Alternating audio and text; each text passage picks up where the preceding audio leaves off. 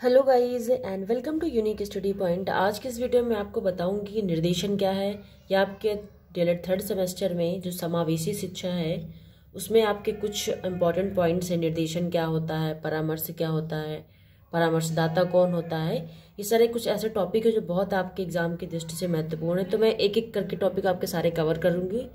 तो आज हम बात करते हैं निर्देशन क्या है। तो निर्देशन यानी कि गाइडेंस, ठीक है, आज इसके बारे में जानेंगे। वीडियो शुरुआत करने से पहले जो लोग चैनल पर नए हैं तो प्लीज़ चैनल को सब्सक्राइब कर दीजिए और बेल आइकन को ज़रूर प्रेस करें ताकि कोई भी वीडियो आपकी मिस ना हो, ठीक है। चलिए जानते हैं कि निर्देशन क्या है। निर्देशन की बात करें तो इसको क्या बोलते हैं, हम गाइडेंस बोलते हैं। तो गाइडेंस शब्द से आपका मीन्स निकल आता है कि आपको थोड़ा पता हो गाइडेंस क्या है, किसी को गाइड करने का तात्पर्य क्या होता है। सबसे पहले जानते हैं कि मीनिंग ऑफ गाइडेंस यानी निर्देशन का अर्थ क्या है, ठीक है। छात्रों एवं अभिभावकों के सम्मुख प्राय यह समस्या रहती है, किसके किसके सामने, छात्र और अभिभावक के सामने, कि छात्र कौन से विषय पढ़ने चाहिए या विषयों का चुनाव कैसे किया जाए या पढ़ाई के क्रम कैसे निर्धारित किया जिससे अधिगम यानी कि सीखना क्या हो जाए, स्थायी व अधिक हो। एक बालिका गणित इसलिए नहीं पढ़ती है क्योंकि उसने सुन रखा है कि गणित कठिन विषय है। सरकार ने हाई स्कूल में गणित पढ़ने की अनिवार्यता को समाप्त करके लड़कियों के लिए क्या किया है, विकल्प स्वरूप गृह विज्ञान विषय दे रखा है। कोई बालक संगीत इसलिए ले लेता है कि उसने सुन रखा है कि संगीत में अधिक अंक मिलते हैं। कोई बालक विज्ञान विषय इसलिए ले लेता है कि क्योंकि उसके पड़ोसी का पुत्र विज्ञान पढ़ रहा है और उसके माता पिता चाहते हैं कि वह भी पड़ोसी की भांति विज्ञान पढ़े। लेकिन यह आवश्यक नहीं है कि बालिकाएं गणित ना पढ़ें, बालक संगीत पढ़ें एवं पड़ोसी को देखकर विज्ञान पढ़ा जाए। किसी के कहने या कठिन सहज विषय जानकर या अधिक अंक मिलने की संभावना अथवा पड़ोसी को देखकर विज्ञान पढ़ा जाए। इसलिए यहाँ छात्र को क्या पढ़ना चाहिए, अर्थात छात्र के अंदर क्या ग्रहण करने की क्षमता है, बुद्धि लब्धि कैसी है, इसकी सलाह देना तथा विषयों कार्यों का चयन करने में सहयोग देना ही निर्देशन है। देखिए इसका तात्पर्य क्या है, निर्देशन का अर्थ क्या है कि क्या होता है, हमें बच्चों को ऐसे गाइड करना है।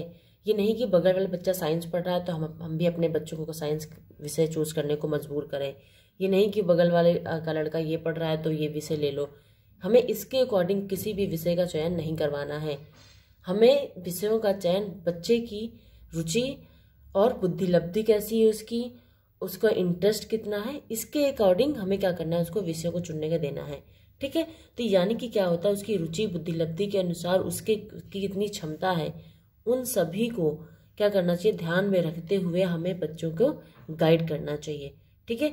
कि आपको कौन से विषय लेना है, आपको कौन से विषय में आप ज़्यादा अच्छा कर सकते हैं, आपको कौन से विषय पढ़ना चाहिए और आप जल्दी किस विषय को अधिक जल्दी समझ सकते हैं और पढ़ सकते हैं, ठीक है।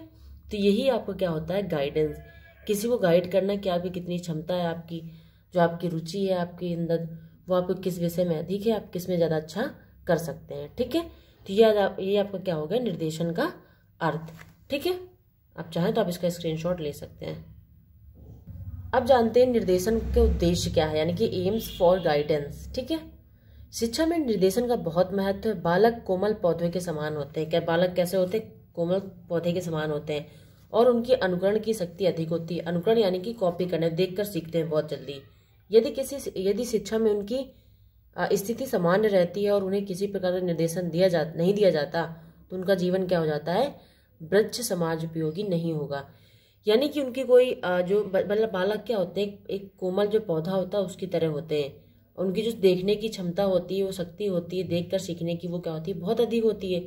यदि ऐसे बालकों को गाइड ना किया जाए, निर्देशन ना दिया जाए तो वो क्या हो जाएगा, उनका जीवन क्या हो जाएगा, उपयोगी रह ही नहीं जाएगा। और उनको निर्देशन नहीं मिलेगा तो वो क्या हो जाएंगे, अस्वस्थ हो जाएंगे, ठीक है। तो ऐसे लोगों को यदि उन्हें निर्देशन मिलता है तो वह स्वयं स्वस्थ होगा और क्या करेगा, समाज के लिए भी क्या होगा, बहुत ही ज़्यादा उपयोगी होगा। इसलिए बच्चे को गाइड जरूर करना चाहिए, इससे उसके जीवन के साथ साथ समाज का भी विकास संभव है, ठीक है। निर्देशन के कुछ उद्देश्य हैं, पॉइंट वाइज देख लेते हैं कि पहला पॉइंट क्या है, निर्देशन क्या होता है, व्यक्ति पर ध्यान देता है, समस्या पर नहीं। इसका अर्थ क्या है कि जो गाइड होता है व्यक्ति के यानी कि बच्चे के अकॉर्डिंग गाइड करना चाहिए, ना कि उसकी प्रॉब्लम क्या है उसको किस विषय में इंटरेस्ट है उस विषय को उसको देना चाहिए, ना कि वो किसमें अच्छा कर लेगा। अब अपने अकॉर्डिंग नहीं देना है, उसके अकॉर्डिंग उसके विषय को चयन करना है। ठीक है। अगला पॉइंट है आवश्यक परामर्श की व्यवस्था करना, यानी कि उसकी जो सलाह उसको जरूरी है वो उसकी क्या करना चाहिए, सलाह देने की व्यवस्था करनी चाहिए। अगला पॉइंट है वर्तमान तथा भविष्य के प्रति आश्वस्त होना, यानी कि उसका जो प्रेजेंट टाइम कैसा चल रहा है और फ्यूचर कैसा होगा उसके प्रति क्या होना चाहिए, अस्वस्थ हो जाने से क्या हो जाता है, निर्देशन क्या हो जाता है, उसका बेकार हो जाता है। इसलिए वर्तमान समय और भविष्य को देखते हुए हमें उसका निर्देशन करना चाहिए। अगला पॉइंट है आत्मनिर्देशन तथा आत्म विकास की ओर अग्रसित करना। आत्मनिर्देशन यानी कि खुद को गाइड करते हुए अपने विकास को आगे बढ़ाते हुए आगे बढ़ाना चाहिए। हमें इस प्रकार का निर्देशन देना है कि खुद का विकास हो, जिससे हमारा जो आने वाला भविष्य वो क्या हो जाए, अच्छा हो जाए। ठीक है। अगला पॉइंट है व्यवसाय में सफलता प्राप्त करना। निर्देशन का मेन उद्देश्य क्या होता है कि जो भी फ्यूचर में करे उसका जो भी व्यवसाय उसमें क्या हो, उसको सफलता हासिल हो। अगला है नवीन परिस्थितियों में समायोजन की क्षमता उत्पन्न करना।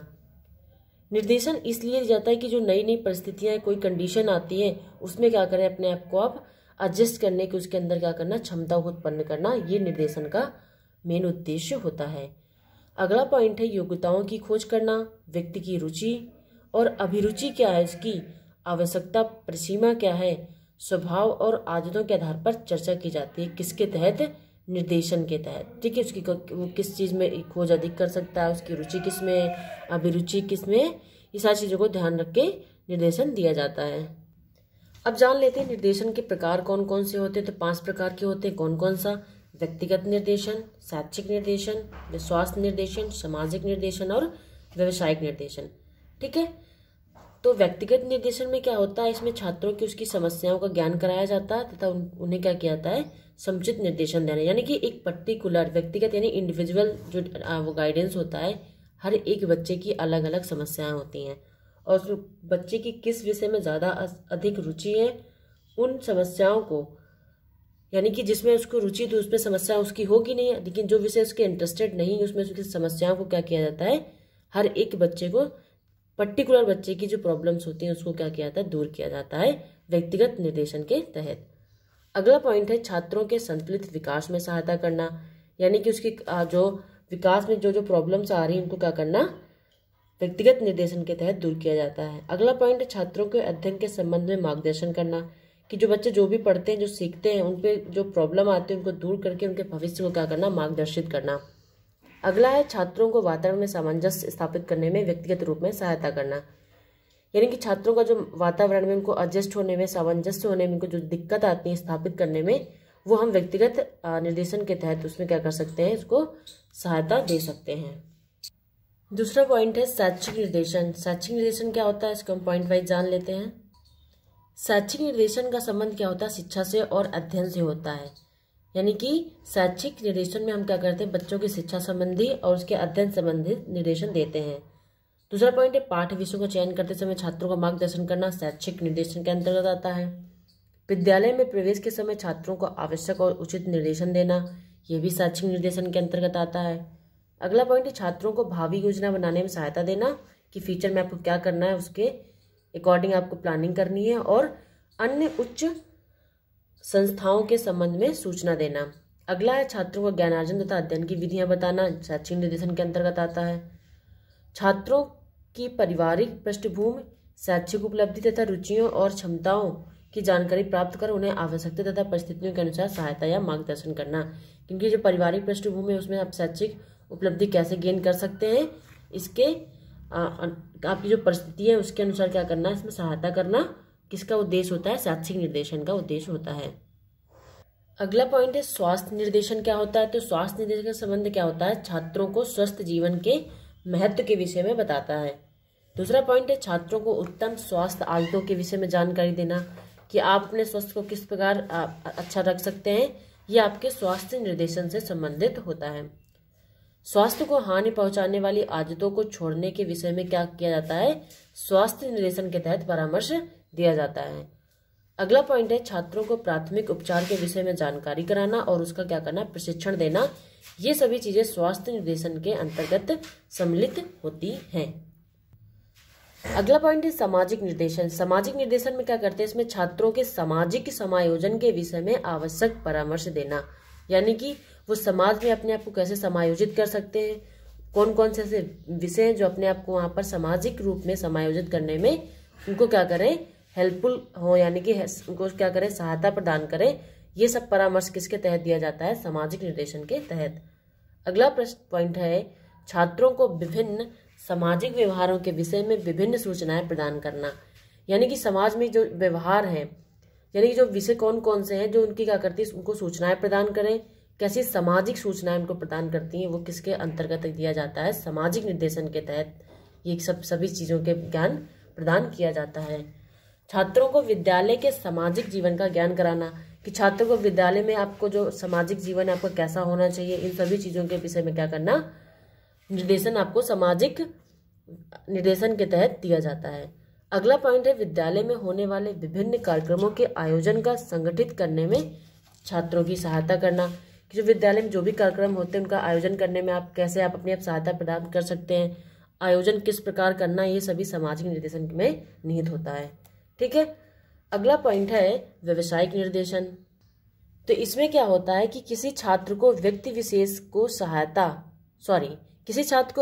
को ऐसे सहायता देना कि वह अपने लिए उचित व्यवसाय का चुनाव ठीक प्रकार से कर सके। जैसे कि नाम से ही पता चल रहा है कि व्यवसायिक निर्देशन, यानी कि वह अपने फ्यूचर में कोई भी व्यवसाय करता है या कुछ भी अपने कुछ संगठन आयोजित करता है, तो ऐसे निर्देश करना ताकि उसका व्यवसाय क्या हो जाए, उसके लिए ठीक प्रकार से वो चयन कर सके कि उसको किस विषय में अधिक रुचि है और किसमें उसका व्यवसाय अच्छी तरह से चल सकता है। अगला पॉइंट है छात्रों को विभिन्न व्यवसायों के विषय में जानकारी देना, जैसे कि मैंने आपको बताया। अगला है विभिन्न व्यवसायों के गुण एवं दोषों की सूचना प्रदान करना, कौन अच्छा है कौन बुरा है। छात्रों की रुचियों, योग्यता और क्षमताओं से संबंधित क्या करना, व्यवसायों की जानकारी प्राप्त करना और उसके आधार पर छात्रों को निर्देशन देना कि छात्रों किसमें रुचि अधिक है, आप किस विषय को लेकर के आप फ्यूचर में आप अपना व्यवसाय को आगे बढ़ा सकते हैं। ठीक है। अगला है छात्रों को इस प्रकार की सहायता प्रदान करना जिससे वे अपनी योग्यताओं और कुशलताओं को ठीक प्रकार से मूल्यांकन कर सके और इस मूल्यांकन के आधार पर अपने व्यवसाय का चुनाव कर सके। यानी कि छात्रों को हमें व्यवसायिक निर्देशन के तहत हमें ऐसी सहायता प्रदान करनी कि जो उनकी योग्यताएं हैं कि वो किस प्रकार अपने व्यवसाय को आगे बढ़ा सकते हैं, इस प्रकार में ज्ञान देना कि वो अपने मूल्यांकन कर सकें और क्या करें, व्यवसाय का अच्छी तरह से चयन कर सकें। ठीक है। तो मैंने आज आपका निर्देशन जो पूरा टॉपिक तक समाप्त कर दिया। निर्देशन क्या है, उसके प्रकार क्या है, उद्देश्य कौन कौन से हैं। ठीक। आई होप वीडियो अच्छा लगा हो।